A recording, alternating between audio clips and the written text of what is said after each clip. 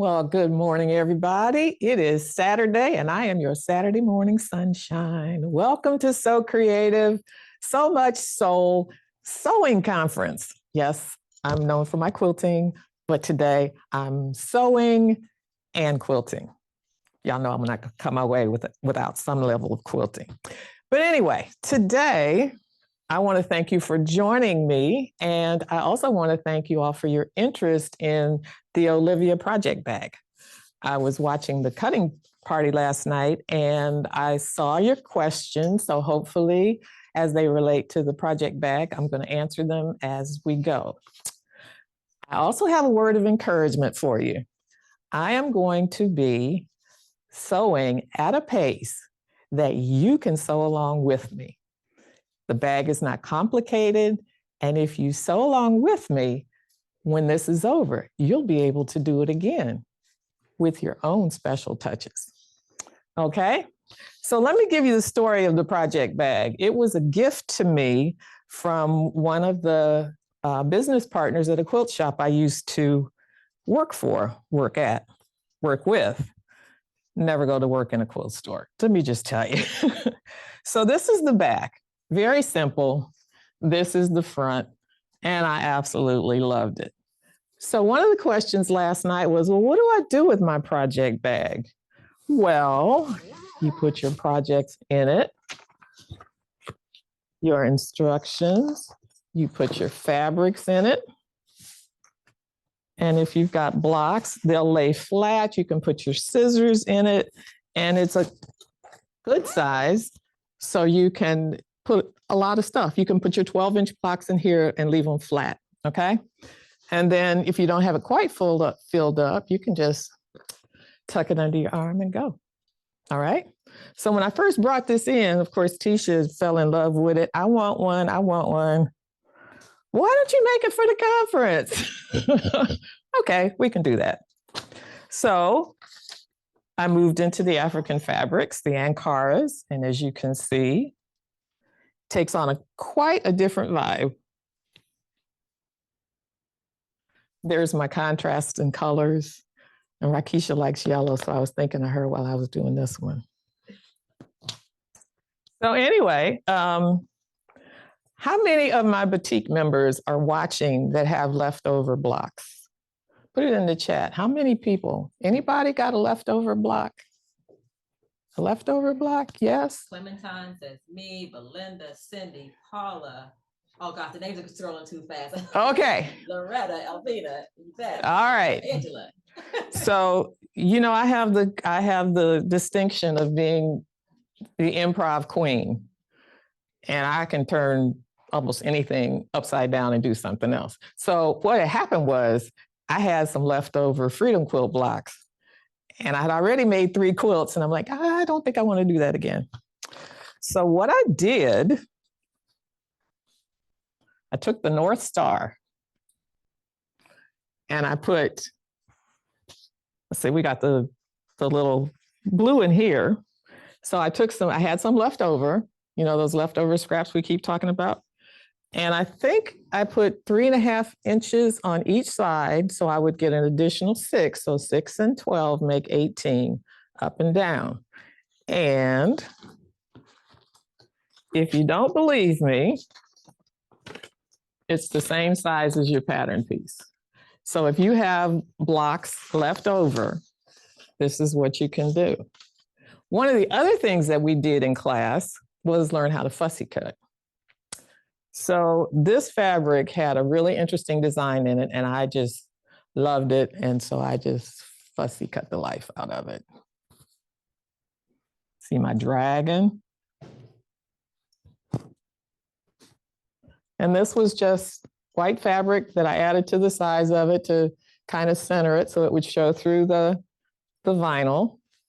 And it gives you something interesting when your bag is empty. Again, add a little extra bling to the side. And oh yeah, the zipper is not attached to the inside, it's attached to the outside, because it was one of those cutesy zippers that was probably on a sale bin someplace for $1, and I just bought it and said, I have no idea what I'm going to do with it, but I found something to do. loving that idea in the chat. That's great. I know they were all wondering because I was wondering too. Okay, so last night I heard somebody say that their vinyl was not quite the size that they wanted it to be. And when we get to the assembly, that person, I want you to put it back in the chat so Rakisha can let me know so I can show you how to make the adjustment, okay? Because even though we gave you a pattern for your new people, it's easy enough to cut it out. For my quilters, you know, we use rulers and measure it that way. So here's another one. I had these scraps. They were just from a class that I took on improv. Believe that? Yes, I still take classes on improv. And I had never figured out what to do with it. So I have a little bag. And what can I do with my little bag? I can put my cutting tools in it. I can put my needles in it.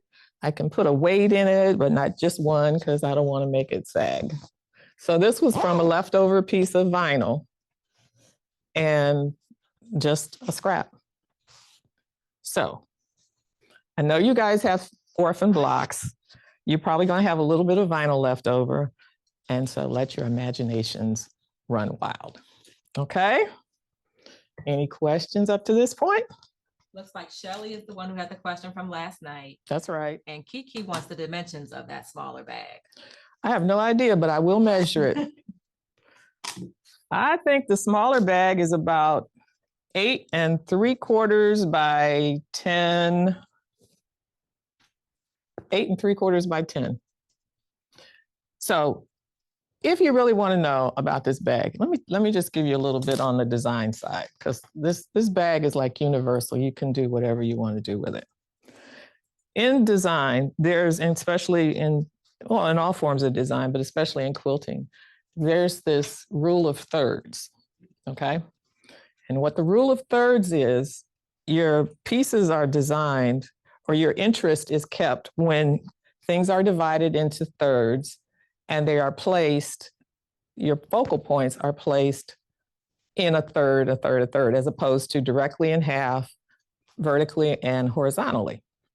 So these little bags, regardless of how you square them, whether you make it 12 inches or 18 inches, the top part is about a third of the bottom part.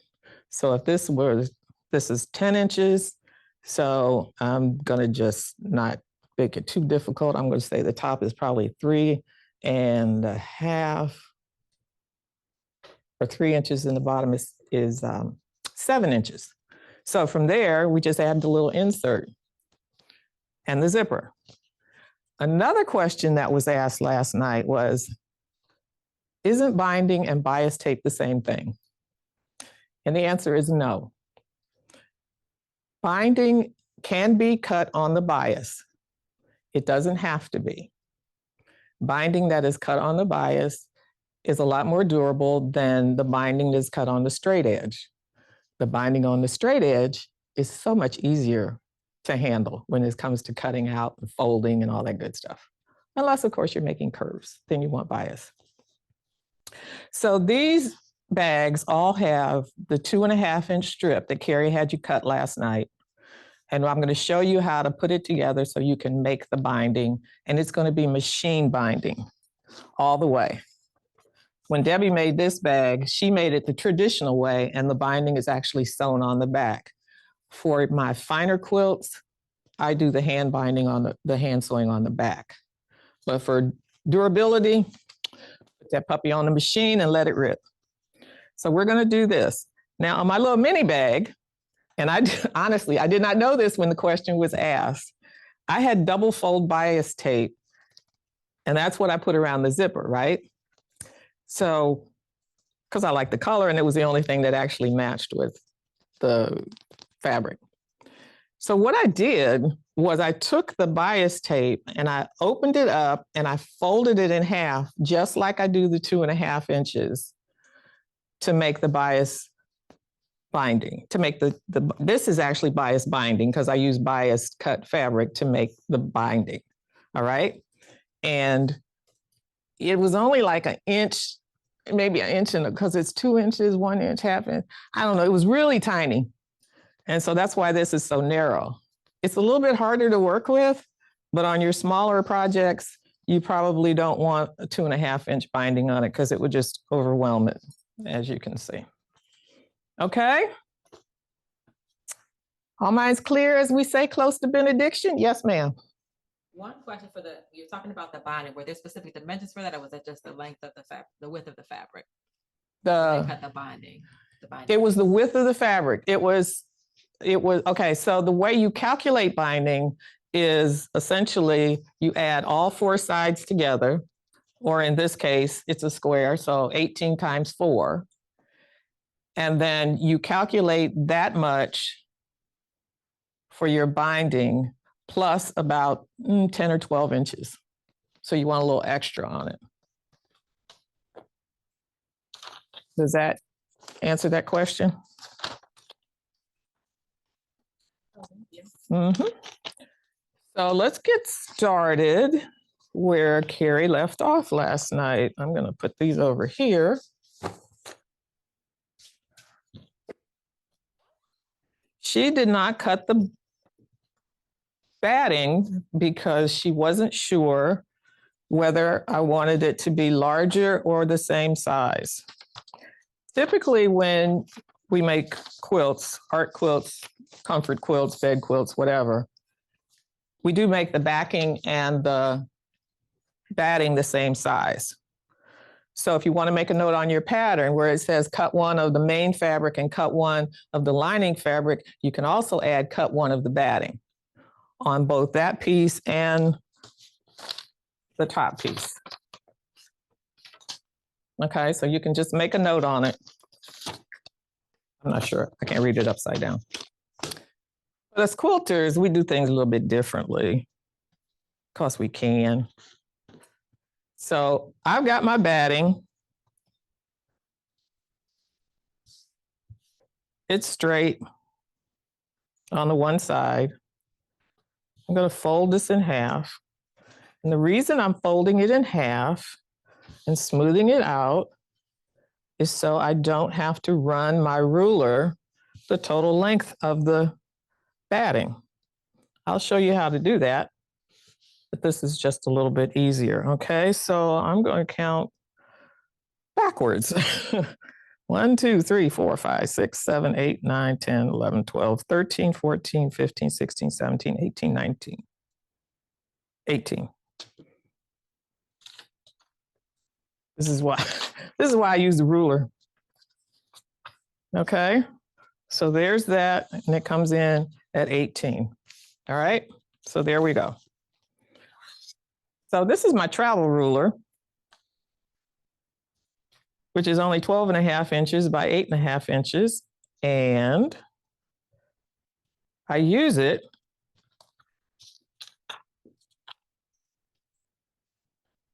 I fold the fabric in half, and then I have a shorter cut. Okay. And then I'm going to do the same thing here. I'm going to fold this one in half.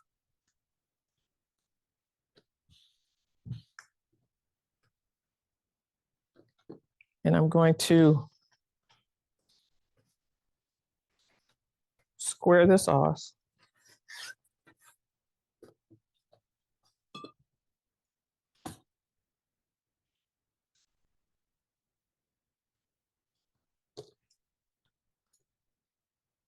Shannon, there's a question in the chat.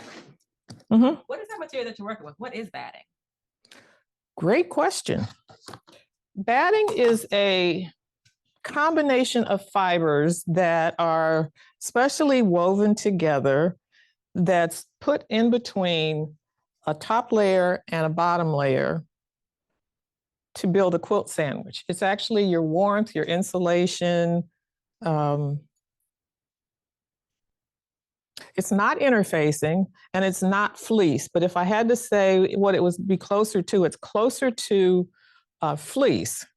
So it adds body when you quilt, it gives texture, and it makes things warm and soft.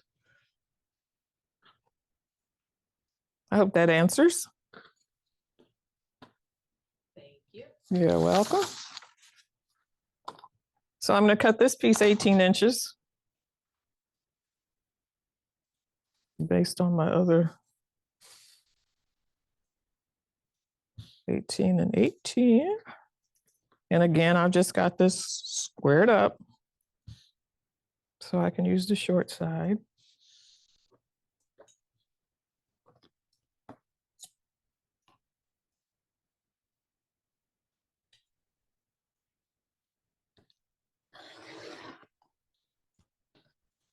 Okay.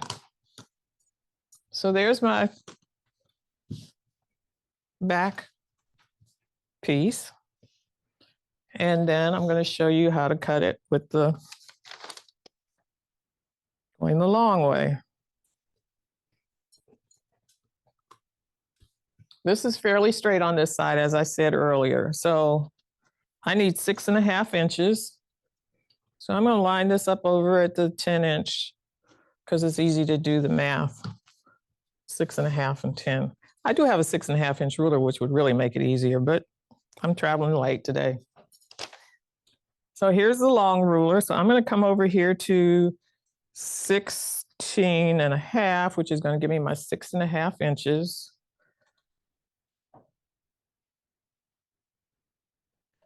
And I'm just lining these up.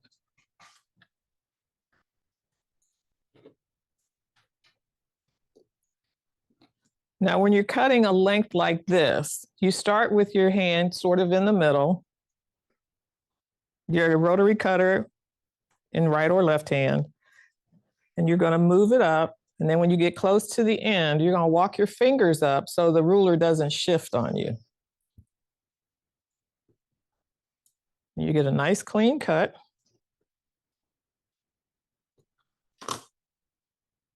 And this needs to be 18 inches too. So I'm just going to fold it in half and go from 10 to 18. 10 to 9. 10 to 9. 9 times 2 is 18. You have to pay attention to the math. And again, just going to line it up. Okay. So there we go.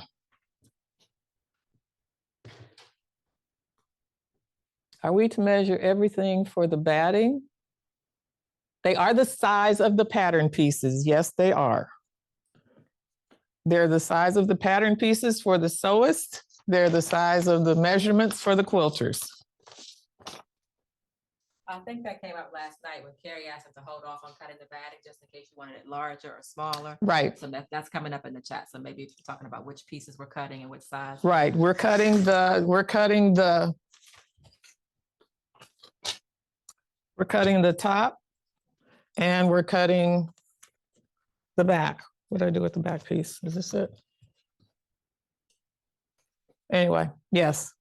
But what I measured is the same size as what's on the pattern. Okay.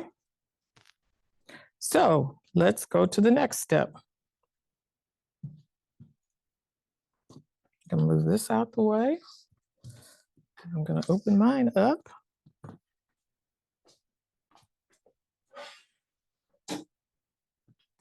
So I have a long white zipper because of contrast.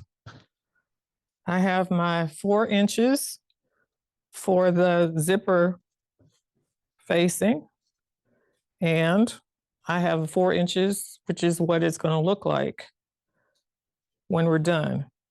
It's folded in half, and then it's folded in half again. So it looks like a big piece of bias tape. Okay, that's that part. These are my 2.5-inch strips because I'm going to make my binding black. We're going to put those together lengthwise. And here is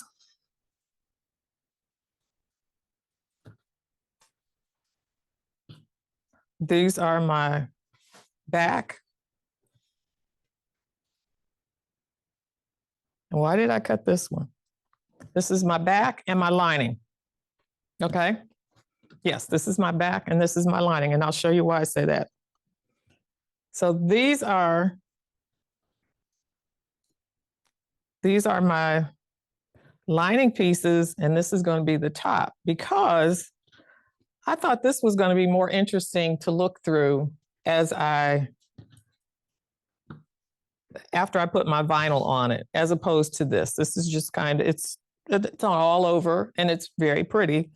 But I was like, okay, well, what if I just do that? Okay, so I'm going to do that. And then I'm going to take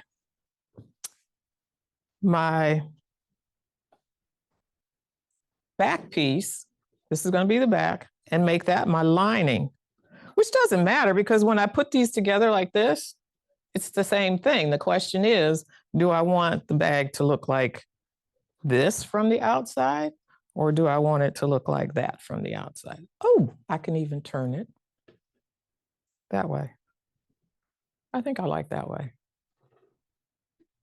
Okay. So here we go with the assembly. So I have this is my top.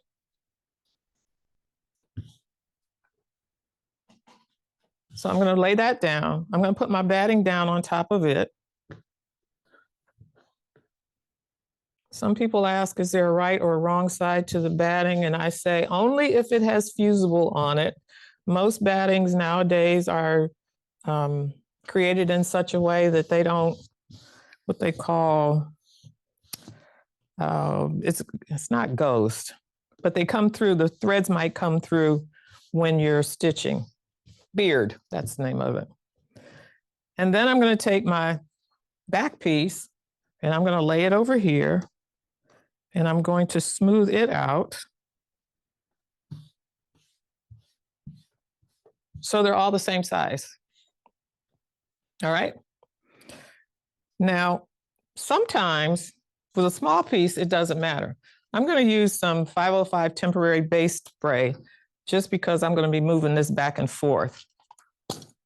So you shake it up and you just use very little, protect your surface. If you're not sure, don't try this at home. I'm just going to smooth that out. And then I'm going to roll this back. And I'm going to put a little bit over here. It is sticky, so you don't want to get it on your mat. But you see, it didn't take very much. It was just a little bit. So then I'm going to flip it over here and do the same thing. Now, if you're using light colored fabrics and you see threads on your batting, be sure to take it off because I promise you, when you put it together, they're going to show. That's just how they do.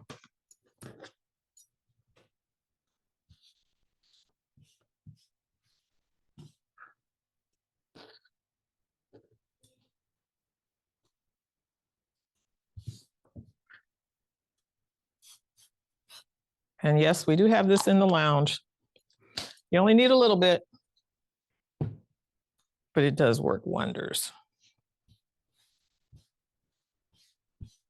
Okay, so I've got that smoothed out. I've got that smoothed out.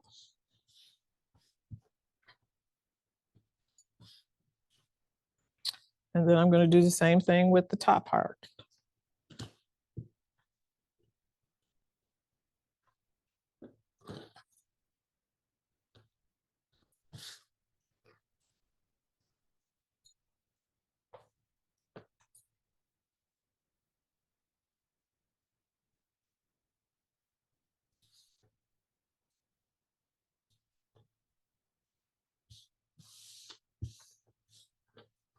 Kind of quiet out there.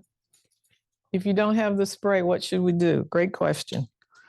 What you should do is try not to worry about it. And in fact, just to answer that question, I'm not going to use it on this. And I'm going to show you when you press this down. This is cotton batting. Now, it doesn't always hold true. It pretty much sticks together anyway on small pieces.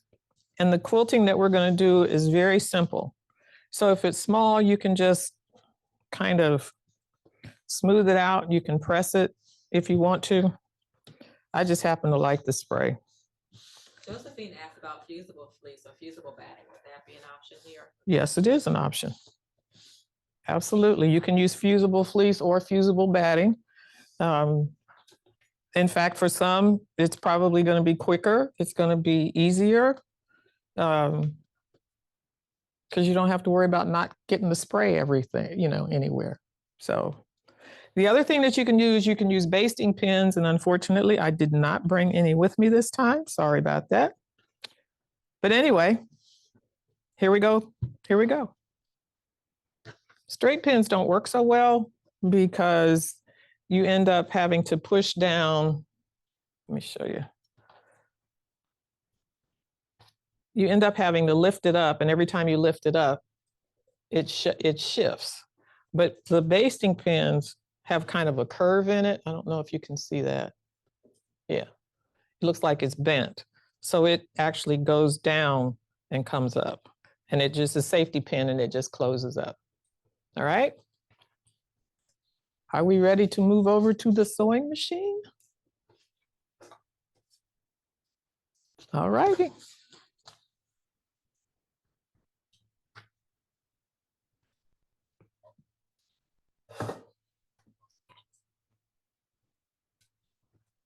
Okay. So I am using my machine. It is a Bernina 570 Quilters Edition. I've had it for several years. I love it. And it does everything I want it to do. I'm using a size 14 top stitch needle. It's titanium coated. You can also use a jeans needle because you'll be sewing over the edges of your zipper. I'm using 50 weight cotton thread at the top. I'm using 60 weight thread in the bobbin. I like the 60 weight thread because you can get more on the bobbin and you don't have to change it as often. All right, so your instructions tell you once you place the quilt sandwich together that you're going to stitch a simple grid pattern. And it really is just that simple. So I'm going to set my stitch length to 3 because I like a little bit longer stitch. And I'm going to stitch, I think I'll stitch over here starting. So I can, and these have straight lines in them, so I'm just going to go straight.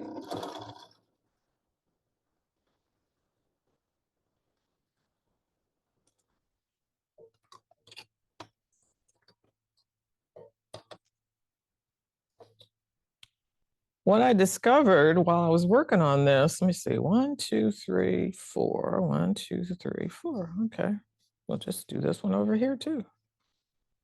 1, 2, 3, 4.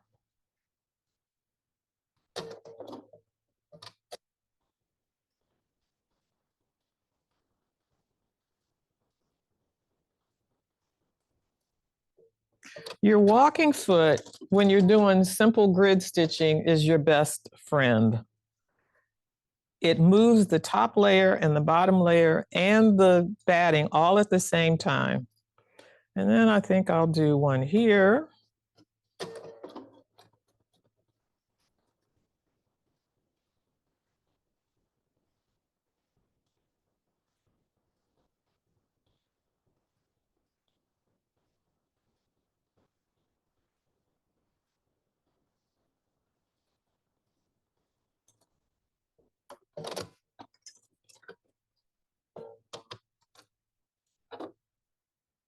And I'll just do one more.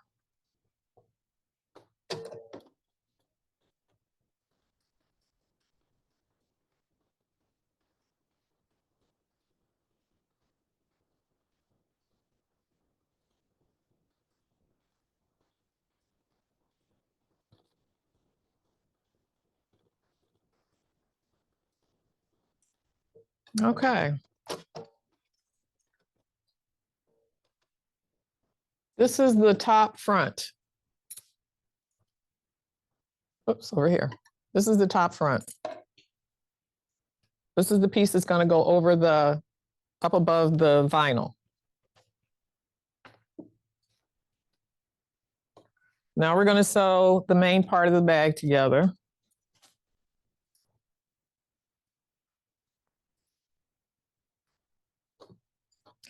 And again, a simple grid would be 3 lines one way, 3 lines another way. If you want to make it a little fancier, you can feel free to make it fancy. The reason that the batting, the backing, and the front are all the same size is because we're not doing a lot of heavy quilting. So I don't anticipate that the piece is going to shift or shrink very much.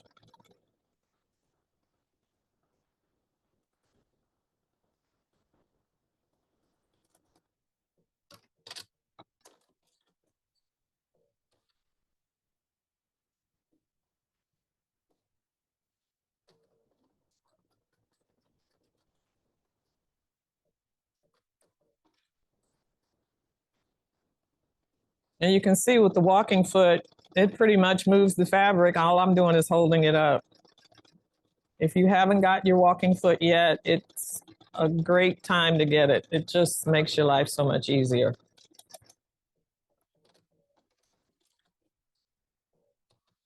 And then I'm going to put another one over here.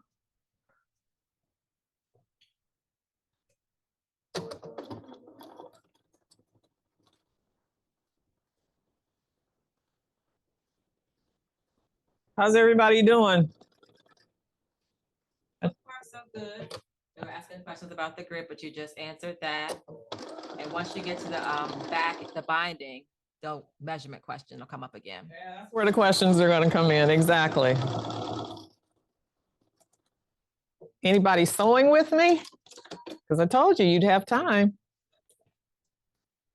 Donalyn says she's sewing with you, and Paula. Donna's taking good notes. Melissa's working on her grid lines. Great. Wendy, Donalyn, and Tasha are all sewing. Thank you, Paula. All right, here we go again. Let's see. Oops, wait a minute. I think I want to make this 4. So I'm going to move it down more like to the third, the third, the third.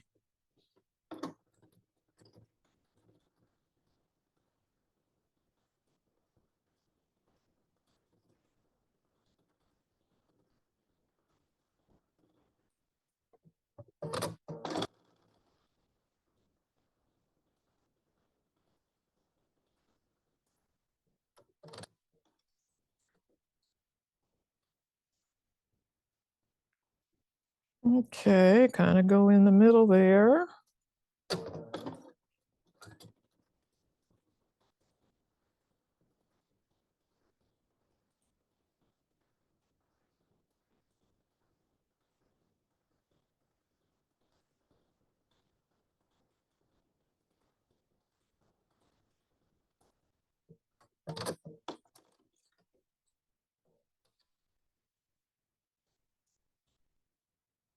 And one more.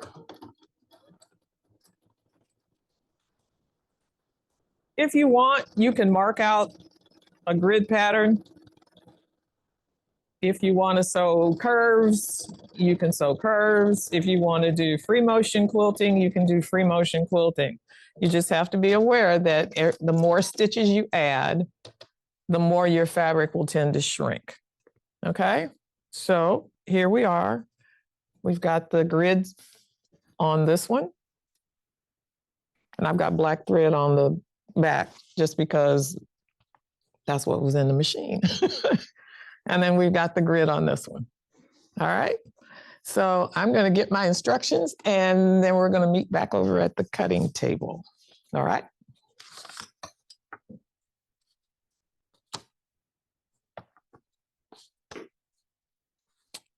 All right.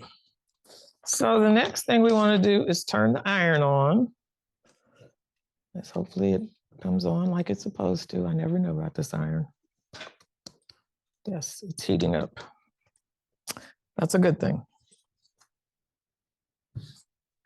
Janet Ann wants to know, how do you choose a quilt thread color when you have so many colors to choose from? And would you even use white? I did use white. To answer your question, let me see if I have something that I can show you. I can show you something. That's a great question. That is absolutely a great question. I have something that I can share with you. This is how we often, okay, I know it's here because I put it here. All right, I'll just use this one in. So what you're doing when you have a lot of colors and you're not sure what to use, you take your thread, you pull it out, and you just puddle it. So you can't see that thread at all.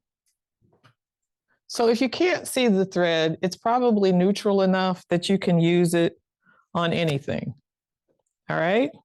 So if I wanted to use a pink thread or a green thread, that would be fine too. See here, I've got the black in the bobbin thread and you can just barely see it.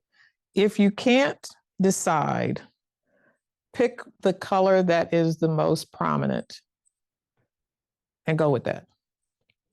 If there's white in it, you can always use white. Does that answer your question? Does that help? Thank you. But the puddling is how you change you decide whether a color is actually going to work for you or not. All right, so I am going to make sure that I have this the way I want to. I'm going to set this one aside right now because I don't need it. And you see that my edges are not exactly square, right? That happens a lot. And I also want you to know that I made all the mistakes that I could possibly make so I could help you avoid them. All right, so for the person who said about the size of their piece, we're going to trim things up so that they look like we want them to look. All right, so I said that I was going to do this way or this way. I forgot. I said this way. Is that the way I said? I think that's the way I said. Okay, so we're going to do that because I don't want to hide that one. All right, so it might be a good idea to mark your piece as is often suggested.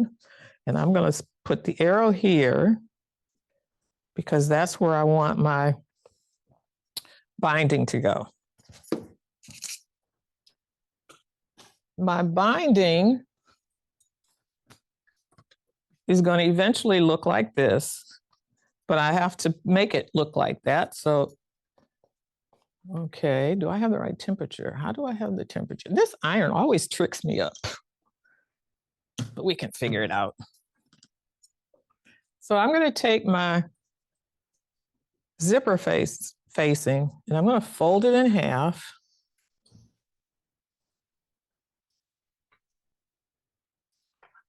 And I'm going to press it down. Ah, there it is. That's off. Let's go up. There we go.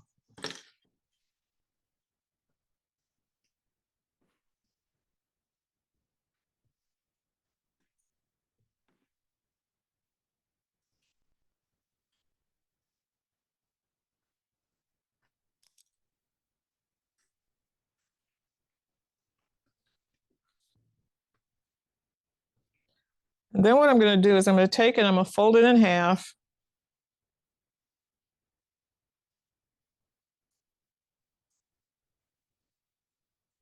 And press it again.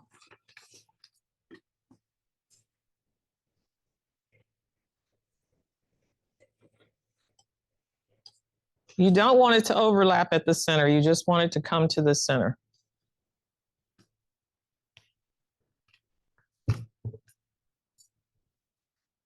Then I'm going to fold this again so it goes to the center. Finger press it.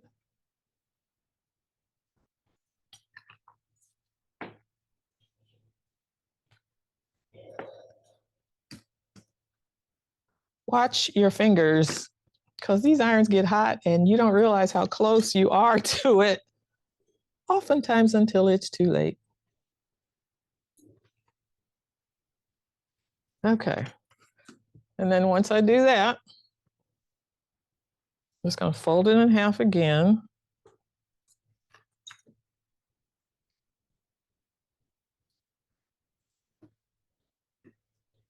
And press.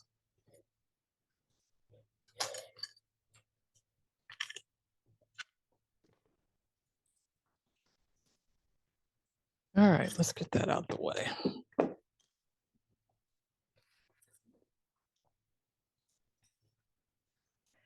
So the next step is to take your binding and we're going to put it on our top fabric sandwich. That's what it's technically called, is a fabric sandwich. And you want to make sure that, first of all, you want to make sure that this is straight. So I'm just going to take my ruler against it. I think it's okay. Yep, looks pretty straight to me. So I'm going to put this on here.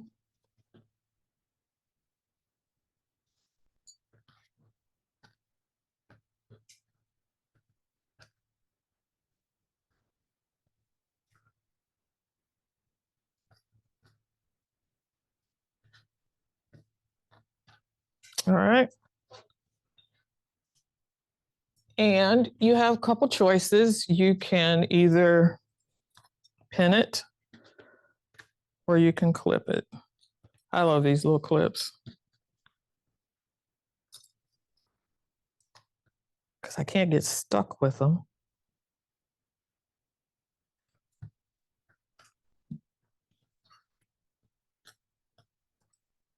Okay.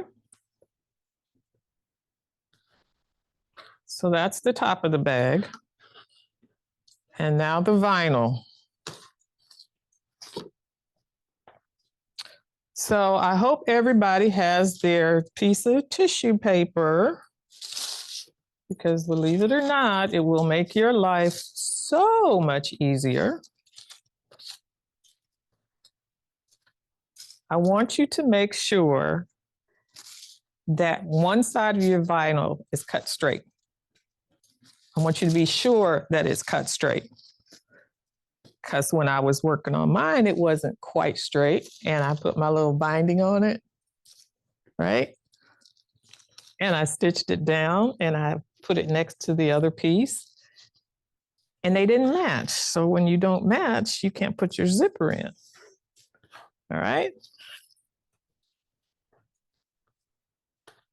So that's how that's going to go. So what happened was, I thought, oh, no problem. I'll just take it apart. And I'll flip it around and I'll stitch it down again. Because I knew the other side was straight. Well, you only want to stitch in your vinyl once because it puts holes in it. Maddie's over there laughing at me. Yeah, it's like I said, I tried to do all this for you before you got here, so you could just appreciate the fact that I was watching out for you. So make sure one side is straight when you put your clips on, or don't put pins in the vinyl.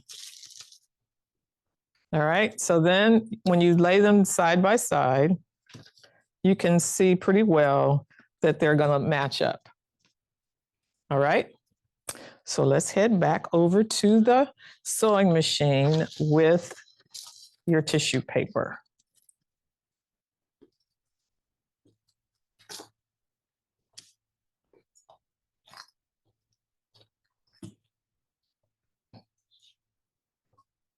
All right, so the first one is easy. Make sure you got your top side up. And I'm going to top stitch this down, and I'm using a contrasting thread. I'm using white.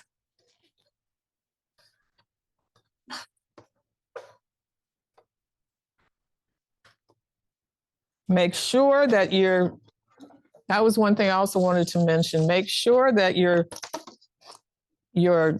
facings line up as closely as possible because we're only going to take one stitch across this and we want to catch both sides.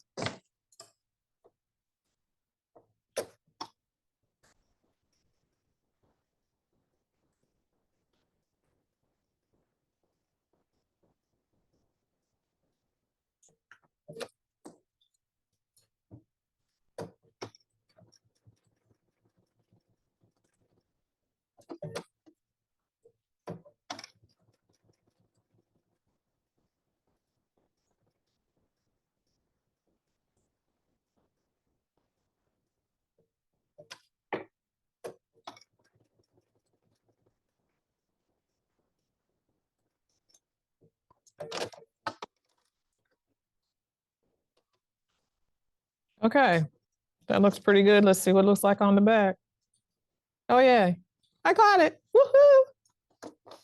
All right, that was the easy one. Now we're going to take the vinyl and the tissue paper.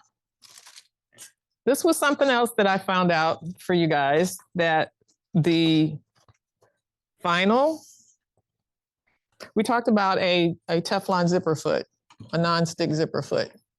And I actually have one. There it is.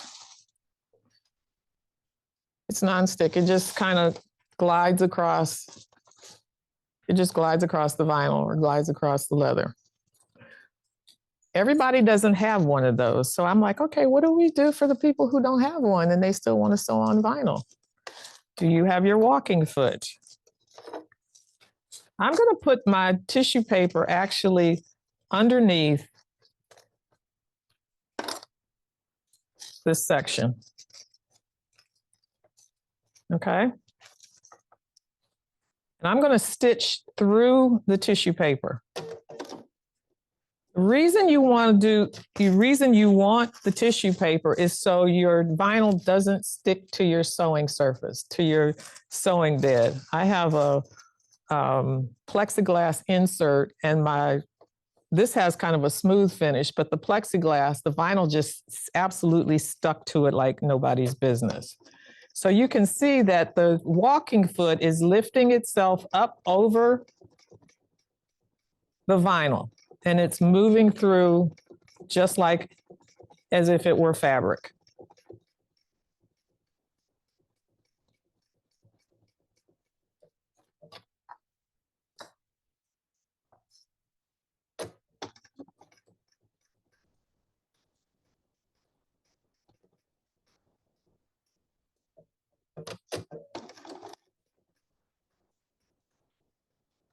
And somebody's going to ask, I suspect, will stitching on the tissue paper dull your needle? Not by itself, not for this short distance. Janet, what's your stitch length? My top stitch length is 3.0. I haven't started the construction stuff. Here, see here, you can see. It just gives it because I'm using contrasting thread, it gives it a nice look to it as opposed to just a regular construction stitch. Okay, and then all we have to do is peel this off. All right, we just had our first offense in the chat, you guys. We have to stop the whole class because Miss Eurydice has said she has given up and she is too far behind. So what I need you to do at this point is to ask a question. We have 2 people in the chat, an instructor, and we have a lot of people inside of the chat that can help you along. We are very serious about no sewer left behind. So is there anybody out there in the chat that can help her along? Make sure you're putting your comments, your questions. We want to know how we can help you. Okay. All right.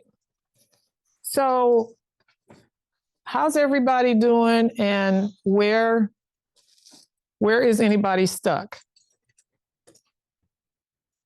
Because you're right, we don't want it, we do not leave any sewer or quilter behind. I'm going to scroll back to find her question. It sounds like she got stuck. There may be confusion. We talked last night about the difference between bias tape and binding.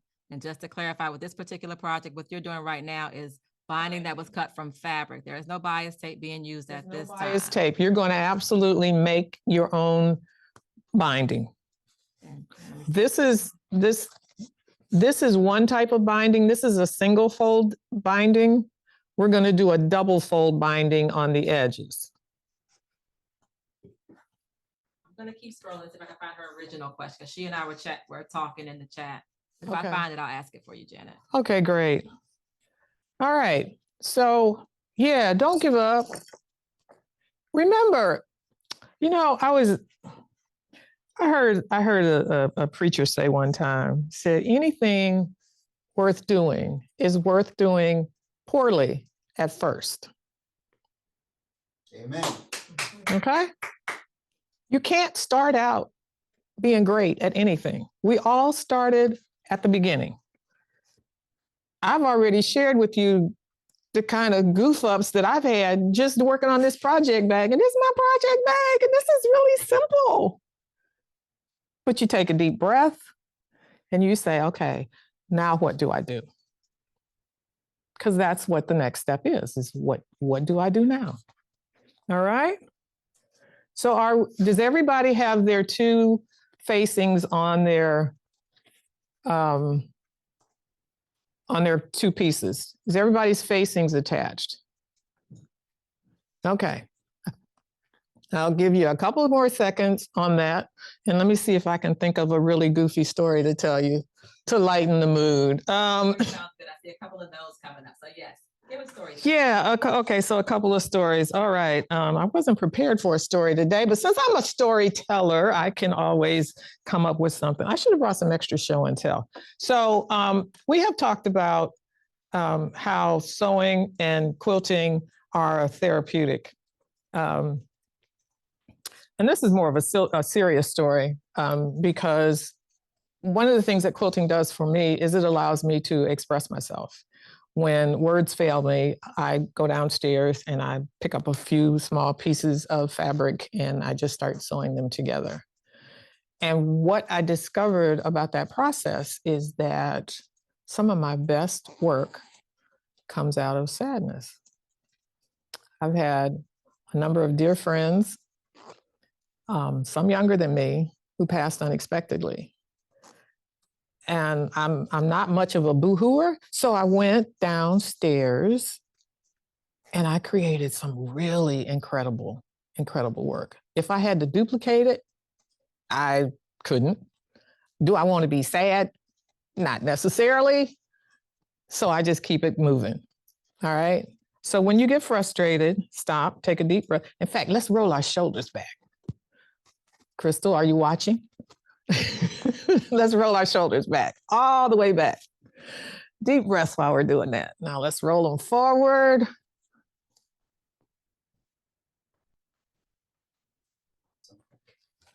All right. Anybody got their little bottle of water? Let's hydrate.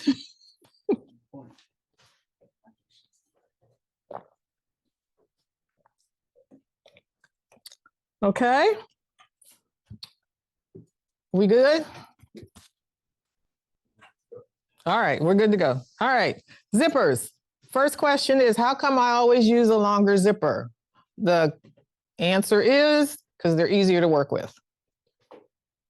I can always cut off. If it's too short, I can't add on.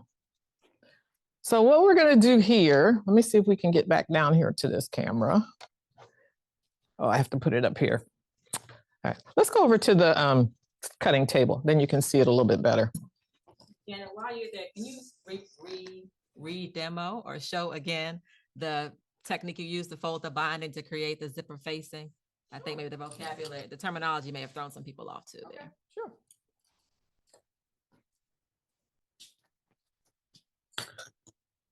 Okay, so the way we did this, I'm only going to do half of it on this one, and I'll explain it all the way, because the same thing is going to happen when you do your binding. So what we did was we took the facing fabric and we folded it in half. It was 4 inches. This is only 2.5. This is actually my binding material.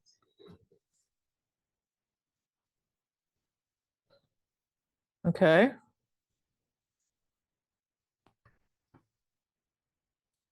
So we folded it in half.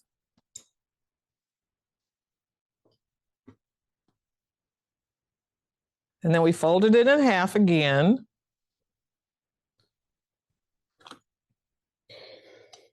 And we were careful about our fingers.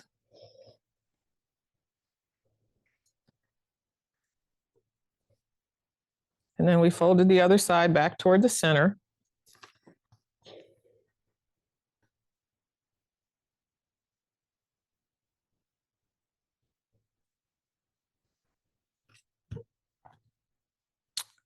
And then we folded the 2 sides.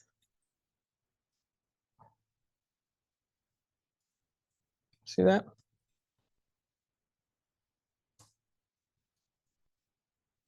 Okay. So can we move on?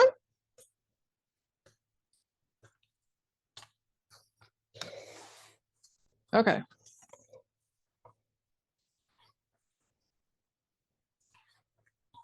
One person just shared. That was fantastic. They got it now. They were using the wrong piece. Okay. So that repeat helped some people out, seems like. Right. You want to use the 4-inch piece because that's the width of the contrast. The 2.5 inch is the binding itself. And I know you guys want to get to binding, and I could probably get you to binding right now, but then you'd have to wait to put it on, and then that's a whole nother delay. So let's just move along. All right, so I still have my piece of vinyl. I still have my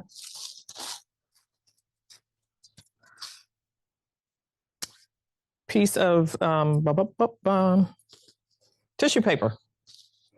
So I'm going to take my zipper, and you can do this however you're the most comfortable. Sometimes you might want to just start with the zipper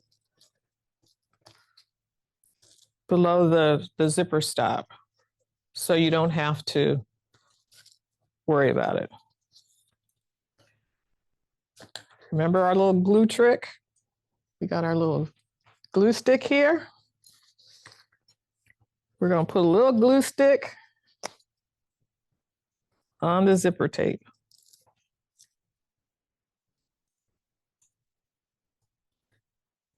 And I'm using the glue stick so that I can put the zipper down. I have less likelihood that it's going to move. I can position it just where I want to, and I can press it down. Because this is contrast. This is not an invisible zipper, so it is going to show. And we know that little blips and blobs in sewing give it character, but we don't want to rewrite the personality. We just want to. Okay.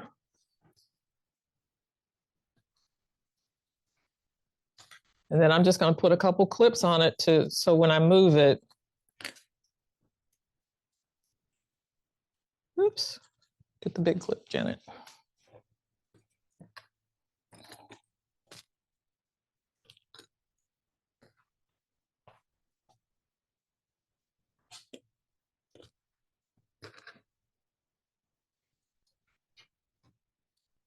Okay. I'm going to start with the vinyl side first. It doesn't matter. I'm just starting with the vinyl side. All right, let's head back over to the sewing machine.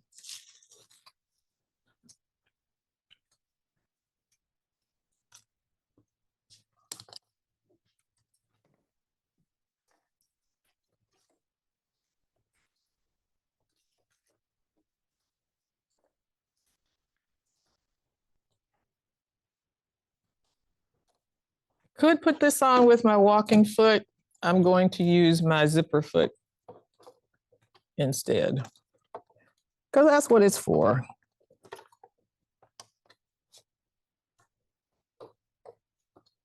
And I have to tell it that I am using a different foot so that it doesn't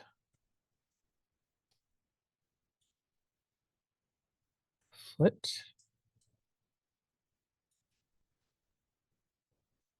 Find 4D.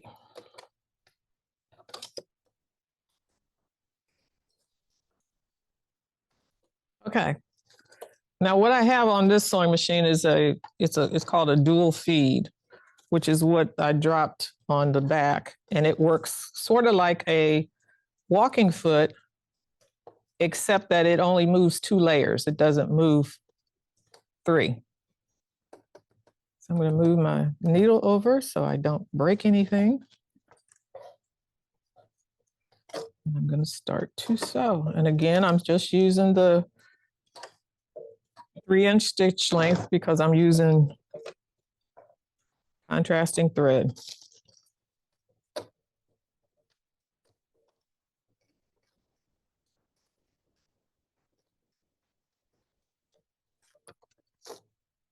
Take your time.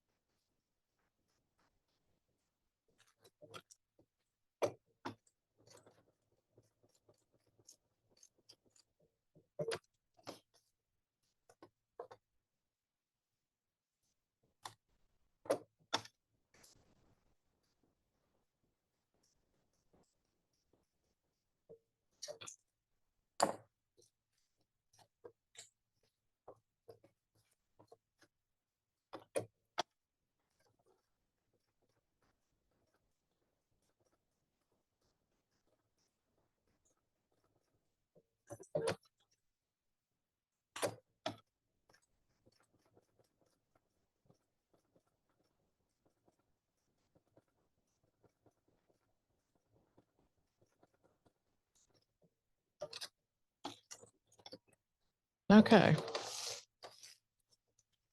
So I left my tissue paper on so that this doesn't drag. I'm just going to fold it back. And then I'm going to walk over to the cutting table so I can show you the placement of the top and the zipper.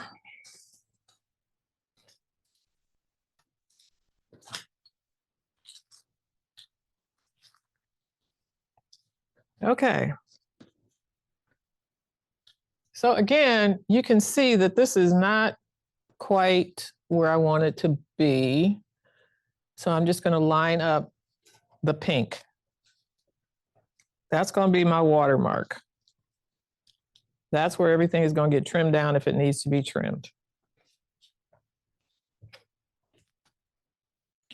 Again, I'm going to put a little bit of glue on the zipper tape.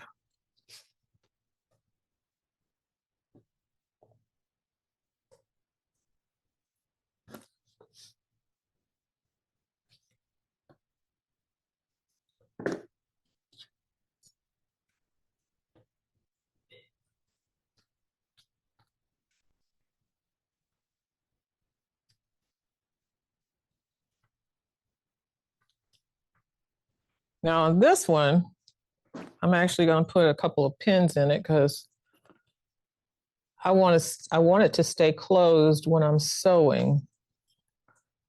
The glue is going to help to keep that close to the teeth.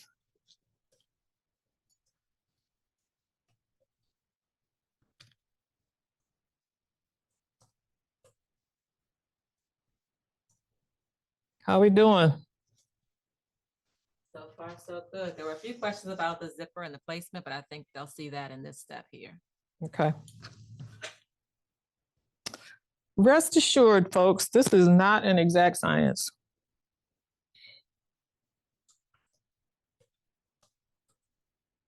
What would be the fun of that? All right, so you see it's pinned. Got extra here, I got extra here. I got my tissue paper under my vinyl so it doesn't go slipping and sliding, and I'm gonna move back over to the sewing machine.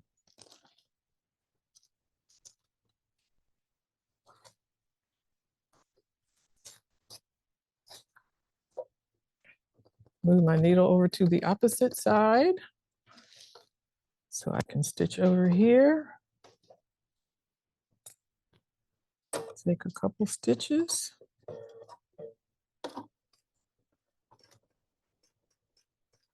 Not going to stitch on the pins.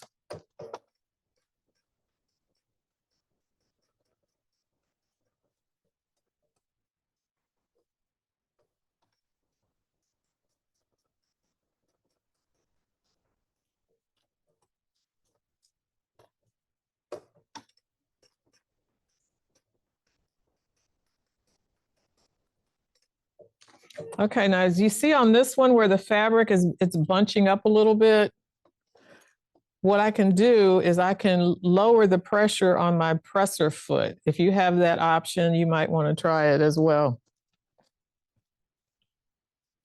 And what that'll do is it'll keep the foot from pressing down so hard so the fabric won't shift. Again, a walking foot would solve that problem immediately.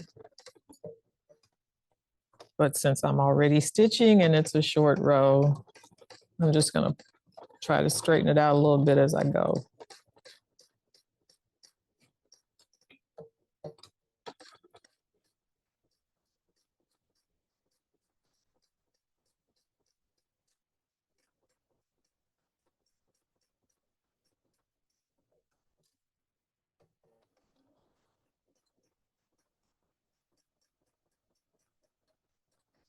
Okay. We good? How are the zippers coming?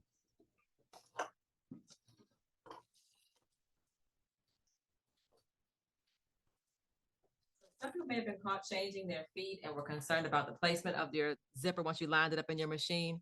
Is it, which side of the zipper is it on? Which side are you, which side of the facing are you sewing on? The right sides are up. The right side of the fabric is up and the zipper is underneath it. Does that answer? I think so. That was Cheryl's question. Let me see. Oh, Cheryl's saying no. Cheryl, can you ask your question again?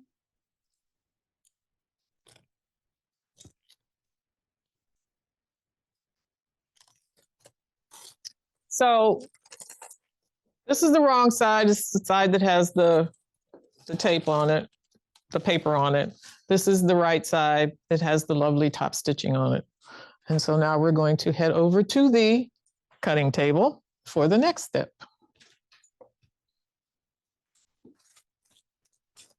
All right, I'm going to pull my tissue paper off. I'm not going to throw it away yet.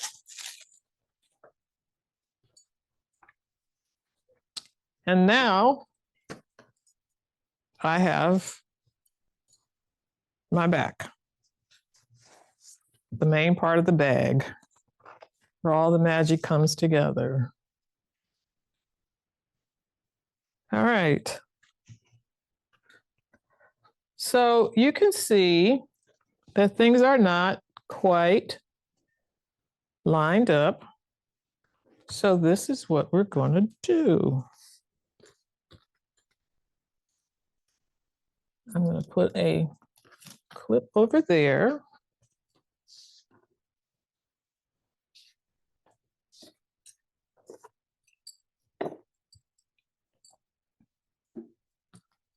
Clip over here. And one over here. And what I'm going to do now is what's called squaring up. So when we talk about squaring up, we're going to take a ruler, or you can use your cutting board. Now I'm going to find the straight line. Okay, so this line, oops, sorry about that. This line is straight. So I'm going to use that as my plumb line. And I'm going to come down the sides. And I'm just going to cut this, all these to be the same size. All right. Right through the zipper. And then I'm going to move this over here. And this one over here.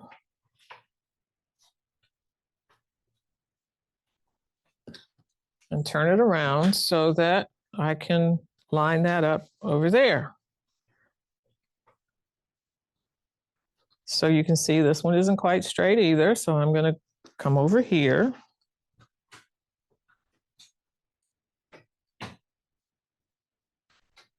Leaving that side. These weights are just amazing. They just do all kinds of things. I'm going to come over here and I'm going to find my plumb line again. Since I know this is straight on this side, I just need to find a straight line over here. So my measurement is going to take me to about there. And you see, I'm going to end up cutting off a little bit of this, but that's okay.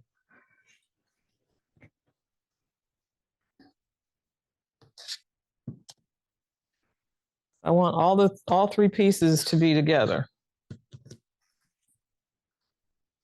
All right, so now I've got this one.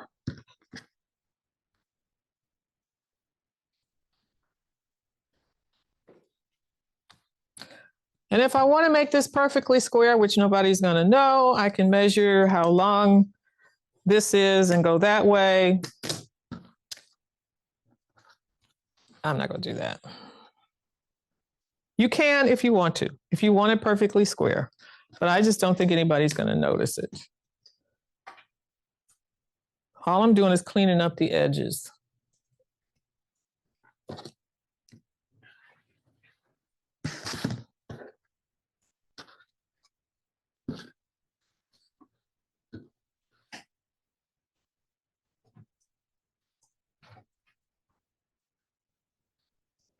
See, quiet as it's kept.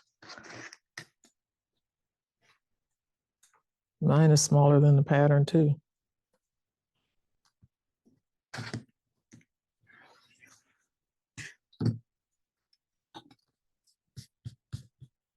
All right, I'm going to set that aside. And we're going to go back to the binding. I know some of you never thought we'd get here. Keep your tissue paper.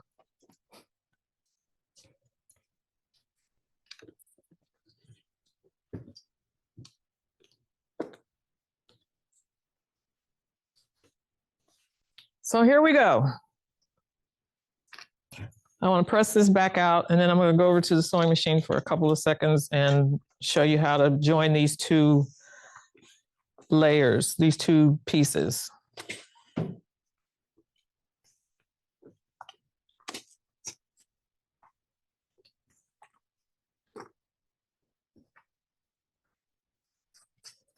All right. Back to the sewing machine.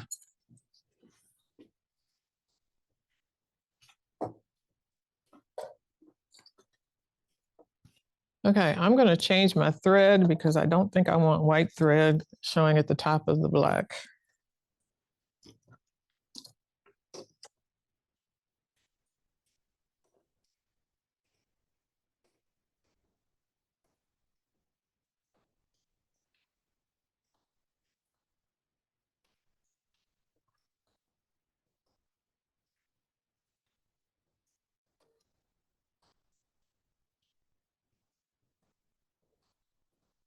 And I'm going to switch back to my walking foot.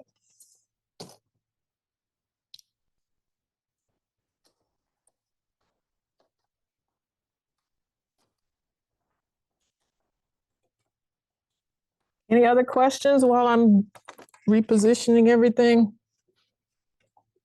You guys got your...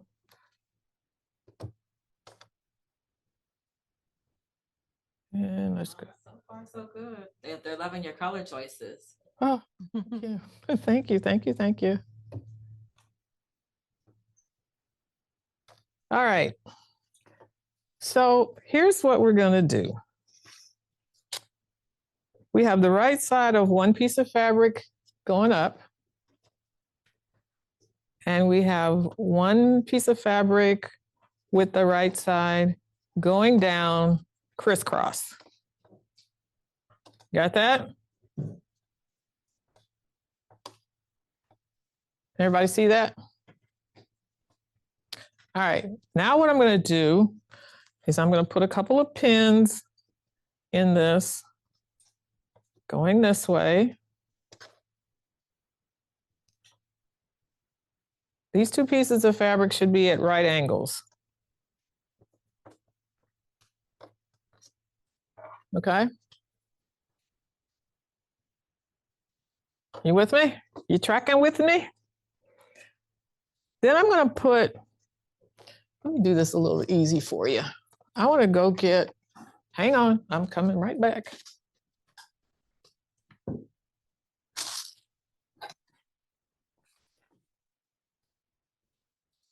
I need marker. Come on, marker, marker. I need a marker. I had a marker. Doesn't matter, just so I can show them what I'm talking about. Thank you. All right, so I'm going to draw a diagonal line and hope I can see this. Hope you can see this. All right, so I'm going to draw a diagonal line across here. All right. Barely, but that's a diagonal line. I'm going to stitch along that diagonal line, and I'm using a 2.5 stitch because now this is considered construction.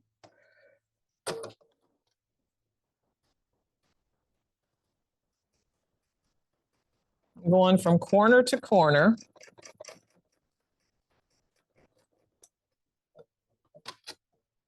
You guys didn't see me stitch over that pin. All right, so there's that and there's that. So when I take the pins out and I turn it, it's going to be a straight line. All right, you guys tracking with me still? This is the fun part now. I'm going back over to the cutting table. I'm finished.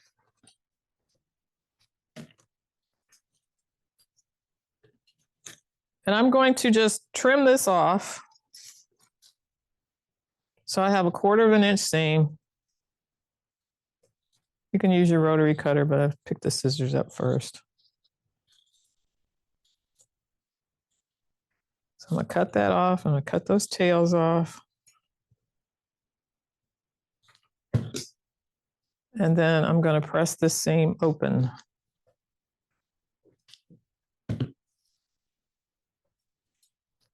Fabric magic. Okay. All right, so that's open.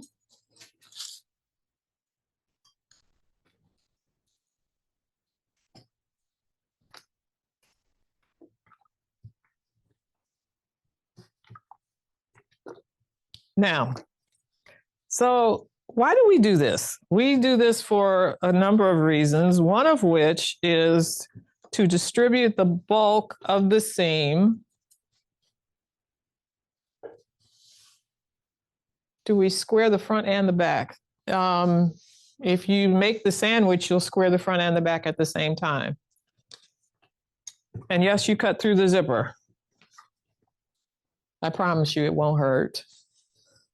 The first time is kind of scary, but it's okay. It's nylon. It's not like, it's not a, now metal zipper, that's a whole different thing.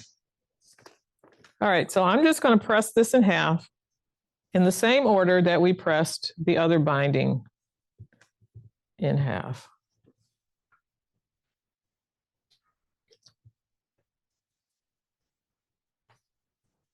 Only we have 42 times 2 is 84. And our bags are somewhere around 18 inches square. So 18 by 18 times 4 is 18 times 4, 20 times 4 is 200. 72. Yeah, that. So Cheryl has you in the chat already. She said 72. Thank you, Cheryl.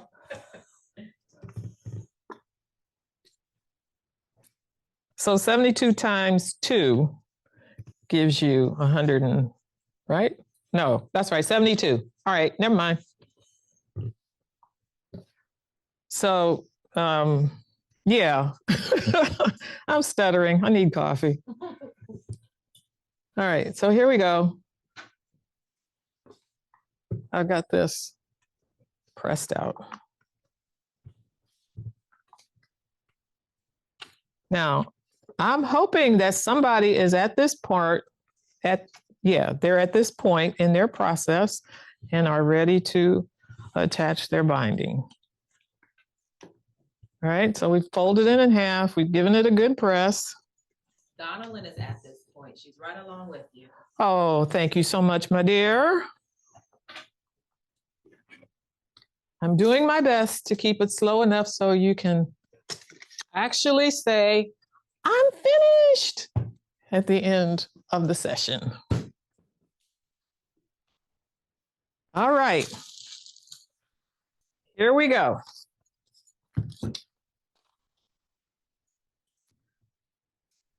If you want to, you can run a thin, a basting line all the way around there. I'm not going to do that for the sake of time. I still have 40 minutes or so, but I'm not going to do that right now. What I want to do, so here's how this works. I'm going to start someplace other than on the vinyl. The vinyl is the bottom, and I don't want to start on the bottom because it will finish at the bottom, and I just don't like messing around at the bottom with the vinyl. So I'm going to start over here. I'm on the back. This is the back. I'm going to start up here, and I'm just going to lay this down this way. I'm not going to do it this way. I'm going to do it this way. I'm going to leave a little bit of a tail, about 4 inches, but I'm not going to start stitching until I get down here. It's just above the zipper. Now, if you'd like, if you feel more comfortable, you can stitch your zipper closed as well. So what we're going to do essentially is this. On the back, I'm going to take this binding and I'm going to come down here to the corner. And I'm going to repeat this several times because if you've never done it, it can be a little intimidating. Full disclosure. And I'm going to put a pin about 1/4 of an inch from the edge, because that's where I'm going to stop and pivot. All right. And the way this works, then I'm going to take this piece up. I'm going to fold it back. Can you see that? See that little line right there? That little angle?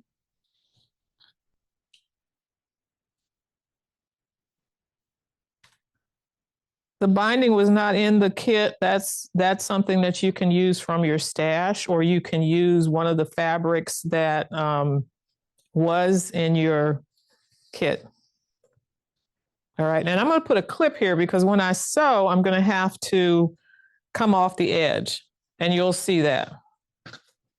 All right, so here's one of the things that, especially if you're working on a bigger piece, you want to go and kind of go through and you want to kind of estimate out where things are going to hit, because there is a seam, and I promise you that if you have a seam, it's going to find its way to the corner. And that is not fun. I have had that happen a number of times. So here's my seam right here. So I'm good. It's going to hit somewhere in the middle. All right. So I'm not going to pull all this around. I'm just going to do this much, and then I'm going to move over to the sewing machine with my tissue paper underneath my vinyl once again, because I want to be able to stitch this and not have it stick.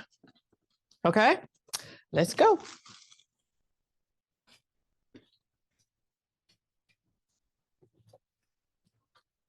All right. Here we go. My zipper is closed. I'm on the 1/4 inch mark. I got my walking foot on. I'm going to take a deep breath, and then I'm going to stitch. When I get to the zipper, I'm going to back stitch just for reinforcing.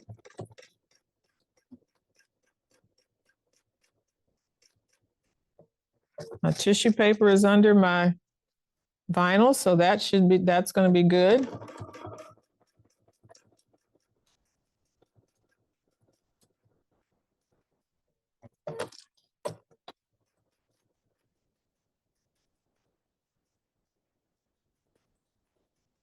I'm going to come down here. I'm going to take my little clip off. I'm going to get to my 1/4 inch, and then I'm going to stop and I'm going to pivot.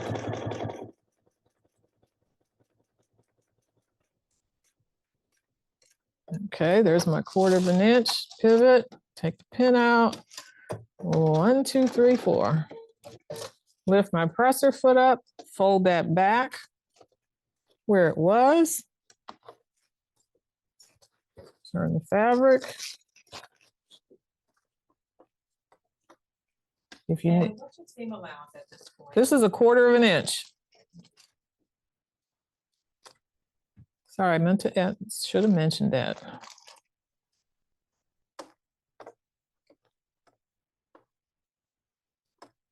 All right, got that line back up, got this laid back down, and I'm just going to keep stitching. I'm coming off the edge back onto the fabric.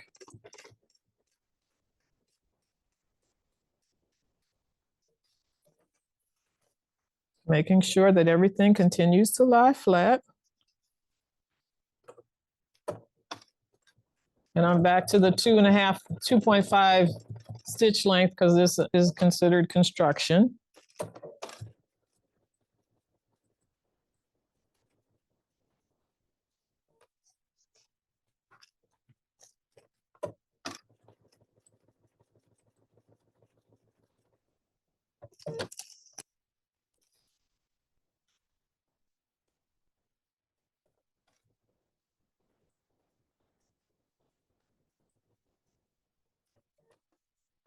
Gonna come to the edge.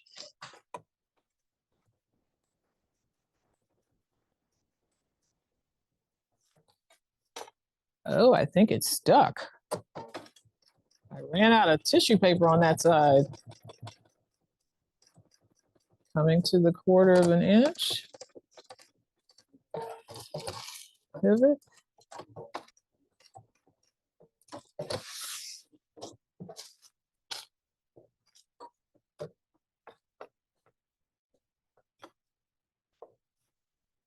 Lift it.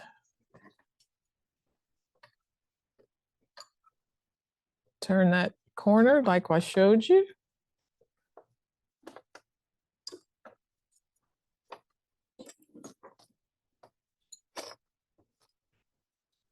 You really do want to keep that tissue paper underneath because it's just going to fight you every step of the way. All right, let's go.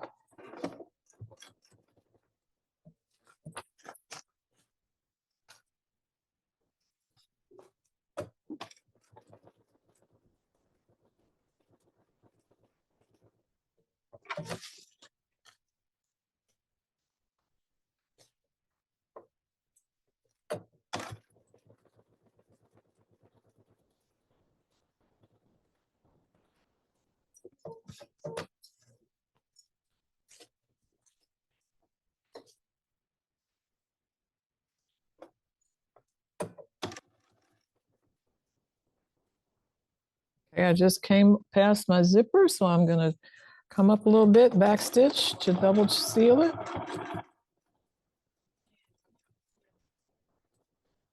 Lots of questions in the chat. In fact, Candace asked before we even got to binding, they wanted to see that mitered corner and explain what you did with the diagonal and how you're turning that corner when you get there, please. I will do that. Thank you. Okay, so let me see where we are. All right, so here's the coming to the corner. And I'm going to put a pin just to remind me It's 1/4 inch. See, there's the 1/4 inch. So what I'm going to do is I'm going to stitch up to this point, and then I'm going to diagonally stitch off the corner. Okay, let me just do that way. So I'm going to come up along the side, and then I'm going to stitch off the corner. And I'll take it out of the machine when I get there. It takes practice. I'm just not gonna lie. I have been putting my bindings on one way for years and years and years, and it never quite came out consistently the way I wanted it to. And then one day I said, well, why don't you try, what if you just stitch it in a different direction or flip it in a different direction? Okay, I'm at my pivot point. I'm gonna take the pin out. I'm gonna turn the fabric, turn the sandwich, and I'm gonna stitch off the diagonal. Okay, come on, let's break this thread. Okay. So I've stitched off. Now I'm going to flip this back 45 degrees.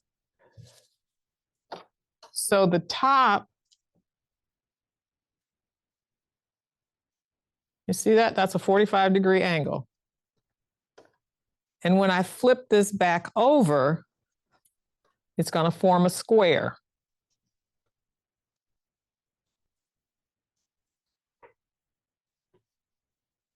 Do I need to do it again? Maybe one more time, but Tanya says you've got corner skills, and Tracy said, got it. Wow. But she's the only one. So maybe do it one okay, more time. One more time. Guidance in the chat. Okay. So you stitch the 1/4 inch seam till you get to a 1/4 inch. And then you stitch diagonally off the corner. It's only about 3 stitches. If you've taken more than 4 stitches, you probably started too soon. Then I'm going to flip this over to create a 45-degree angle. That's the miter. Then I'm going to flip this back so that the side lines up with the side I just came off of. And you don't want this edge to overlap. You want it to line up. It needs to line up. See that? Form a square, form the corner. If you need to, put a pin or a clip in it till you get it back under your machine. And then start stitching.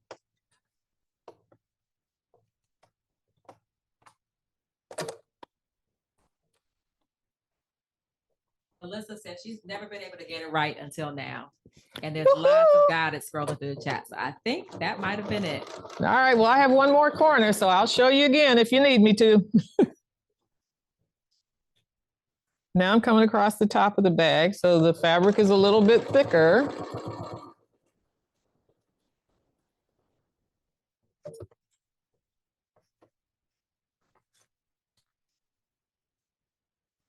We are coming down the home stretch, folks.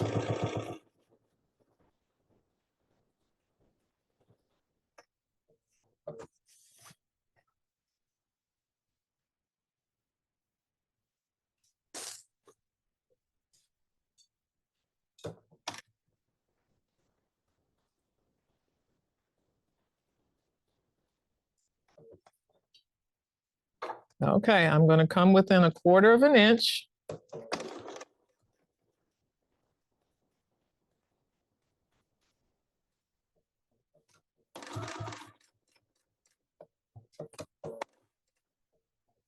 Turn and pivot. 1, 2, 3. I'm off. Turn this back.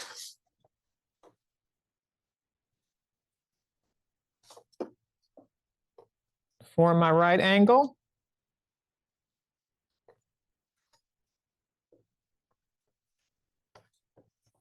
Make my square. And I'm just going to do a couple of stitches down here so I can secure the corner, because what I want to do is finish this off and show you how to join. There's two ways to join. If I can pull it off, I'll show you the sophisticated way. And if I can't pull it off, I'll show you because I can only show you one way or the other. But this is the one that will get you the most bang for the buck. And it's also the craziest. So let me go over to the cutting table to show you this part, because I want you to be able to see it. And was your stitch length still 3.0 for that point? No, that was construction. That was 2.5. Thank you. It doesn't hurt because you're going to stitch it again. Okay. So I'm going to take out a couple of stitches here, because typically they tell you you want 10 inches. I have yet to get 10 inches. I'm going to take my tissue paper off.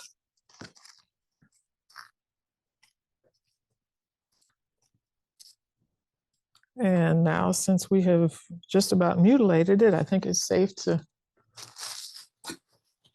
say we're done with it. Woohoo! Okay, so I'm going to show you a very simple way to do this, and you do what's comfortable. All right, we've got everything sewn together. I've got these great mitered corners, but I don't have a lot of space here. So the easiest thing to do is to fold these two together, okay? Because I want everybody to have a level of success. Press it, and then sew along that seam line. That's the easiest way to do it.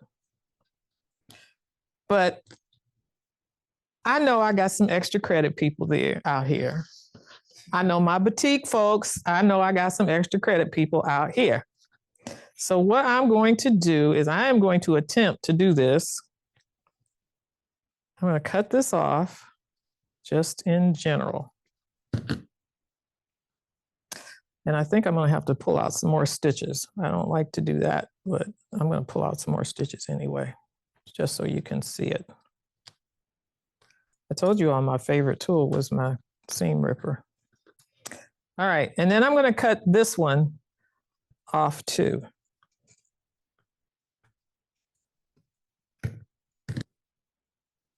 All right, I'm opening my strip up. It's 2.5 inches wide, I know that. And I'm going to mark over here the width of the fabric. All right, that's 2.5 inch ruler. That's a 2.5 inch.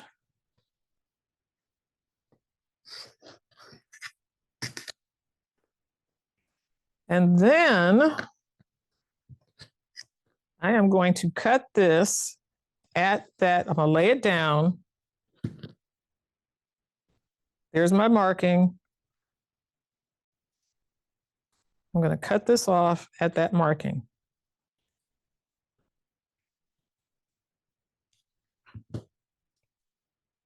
And then I'm going to mark this one at 2.5 inches as well.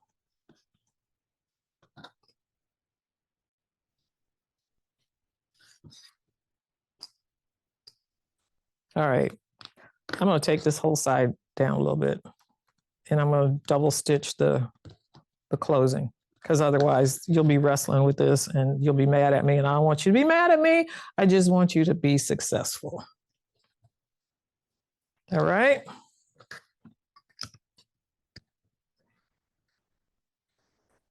So there's my 2.5 inch mark over here. So my edges should line up. All right. I have to do this way. So this is the right side. It may look like my left. That's the right side. I'm going to open this up and I'm going to turn it down. This one, my left side, I'm going to open it up And I'm going to turn it down as well. So that's going to cause the bag to bunch up. But that's okay because we can do something about that. So what you see is you see these two pieces form that triangle. I mean, that square, right? Just like we did when we started. So I'm going to put a couple of pins in here first.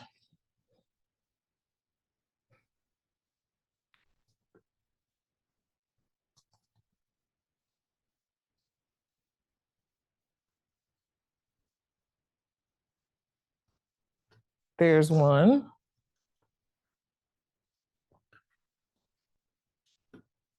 I'm going to clip this closed so that it stays bunched up, but it stays where I want it to stay. And then I'm going to take these two pieces and I'm going to put a second pin in them.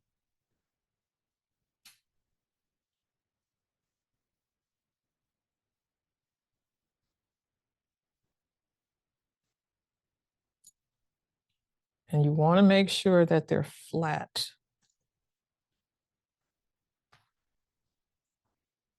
All right, so can you see that? All right, what we're going to do, when we had our piece down, wait a minute, check it and make sure that when you open, no, this one goes up. See, double check. This one goes down, this one goes up. I knew that. I absolutely knew that. I just was not sure. All right, I'm going to do this again. Sorry, people. As I said before, we all started somewhere. Okay, so I have my two right sides together. The right side went down, the left side went up, they joined, and now I have my triangle, my square. What I'm going to do is I'm going to go over to the machine and I'm going to, just like we stitched on that diagonal, for the first one, I'm going to stitch on this diagonal. And I just lost my pen again. Okay, but trust me, there it is. So this is going to go across here. And I'm going to go from corner to corner so that I stitch another 45-degree angle. All right? We good? Back to the sewing machine.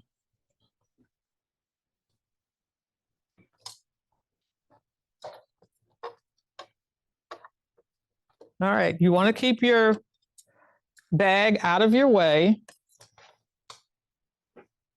You want this piece to lay flat. And think of it as sewing an A. So the point is going to be away from you, and you're going to sew from the top corner left to the bottom corner right. And if all goes well, pull that pin.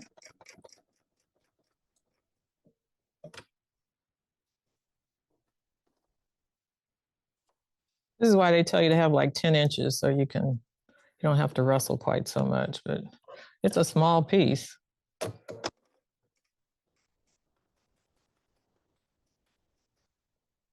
Okay. Ready or not?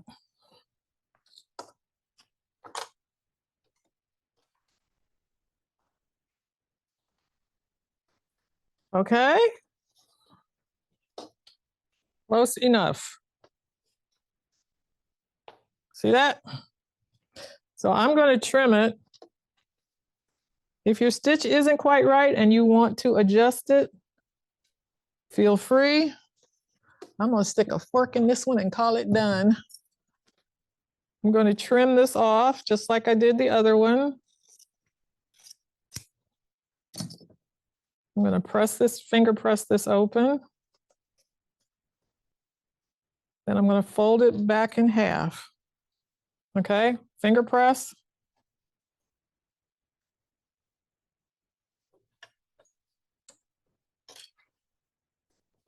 Lay it down, finish my stitch.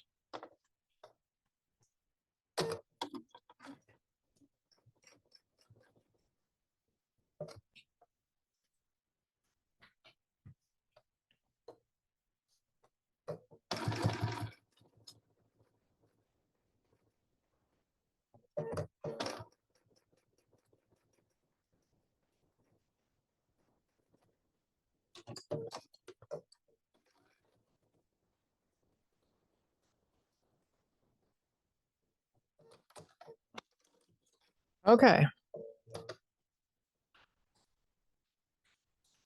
So it's stitched all the way around. All right. Now we're going to flip it to the front. And as you flip it, you will see the corners start to miter. I'm going to flip it all the way around. I do not recommend you press this because you have vinyl and it might melt, and that would just be a shame after all your hard work. So the next thing I'm going to do is I'm going to start in the middle somewhere, and I'm just going to pull the fabric forward. All right, I'm just pulling it forward. So here's the back. Here's the front. Here we go. And I'm going to, I don't have to move my stitch length, but I think I will. And I am just going to stitch, and I'll show you when I get to the corner what I'm going to do. You all know I don't back stitch on when I'm quilting. And now we have the fabric on the back, so we should be in pretty good shape.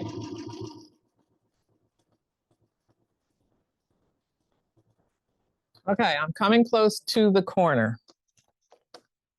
I am going to take the one that's closest to me, the binding strip that's closest to me, and I'm going to tuck it down all the way so that I'm making that 45-degree angle on the corner of the bias tape, on the corner of the binding, I'm sorry.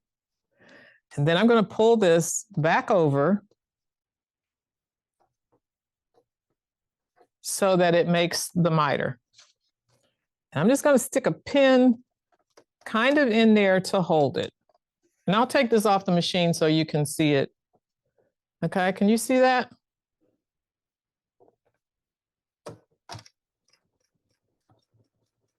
I'm going to go to that corner, make sure I'm far enough up, and then I'm going to turn the bag. Pull the fabric back over. Okay, why did that go up?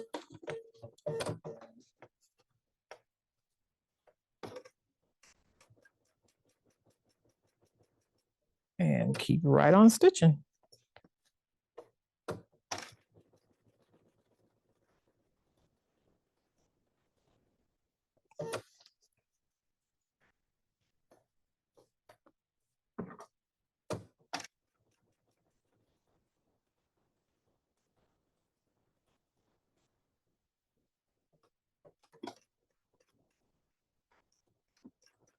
I just reinforced that stitch because that's where I took it out when I was doing the join. Okay, so I'm gonna come up here. Again, I'm gonna pull the part that's closest to me, fold it over, make that right angle, pull the right side back over. You can stick a pin in it if you'd like.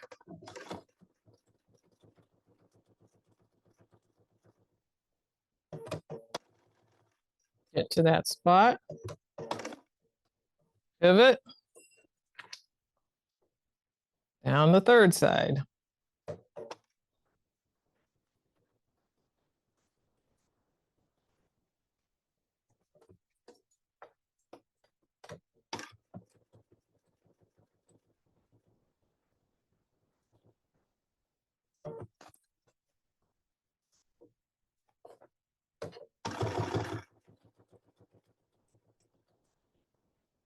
Sometimes you have to talk to yourself when you're doing binding too, like I do.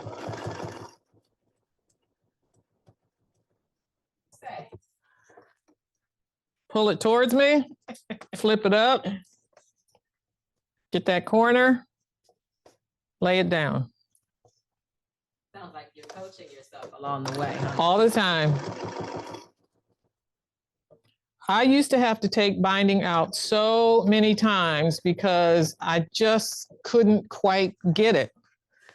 and I went online and I found a video and I studied the video, and then I just made up my mind after I saw such the great video. I'm like, you know what? I am not going to screw this binding up again. I am going to make it right. I am going to make it right every time. I am not taking it out. I am going to make it right every time. And so I stay with the positive. I'm going to make it right every time. I talk myself through, okay, make sure your lines are straight. Make sure your measurements are straight so that you give yourself a little bit of room to wiggle if you need to.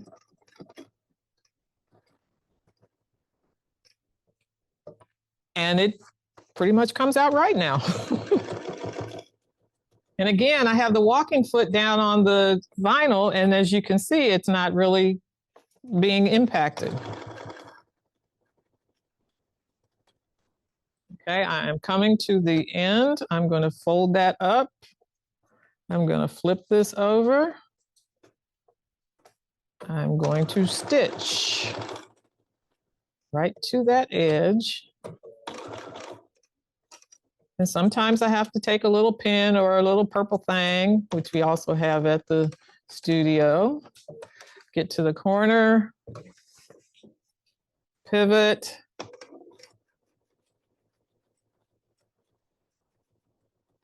Finish the stitching.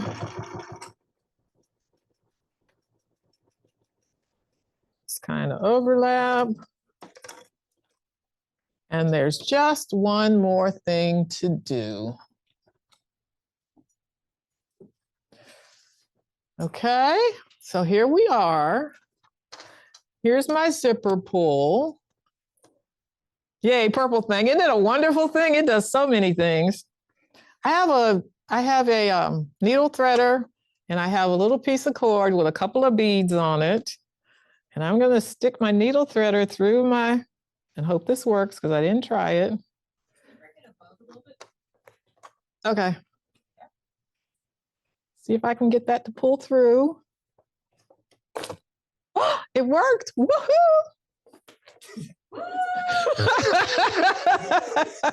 It's the little things, people.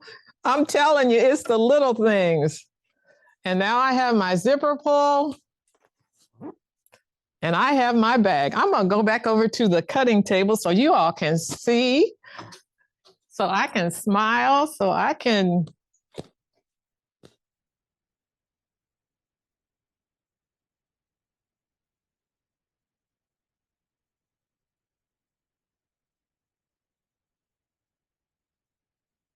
Okay. So here we are. There's the bag. There's the bling. There's the pull. Any questions at all? I kind of like that. Well, in the chat, it's blowing up. I can't even keep track. Beautiful. Oh, yeah. You work it, Janet. The classes are always fantastic. Not one question, just all compliments. I think they're really loving your Olivia Project Bag. All right. So I want to see some of these in the Facebook group. I hope you have discovered that it's just a fun project. You can make it whatever size you want to make it. You can embellish it any way you want to, but it is supposed to be a working bag, so we don't want to get too crazy. You can resize it if you need to. I love this little one. I just love this little one. And I just like zipper pulls. So I just have some beads and a little string, and see, Tisha's over there. Look.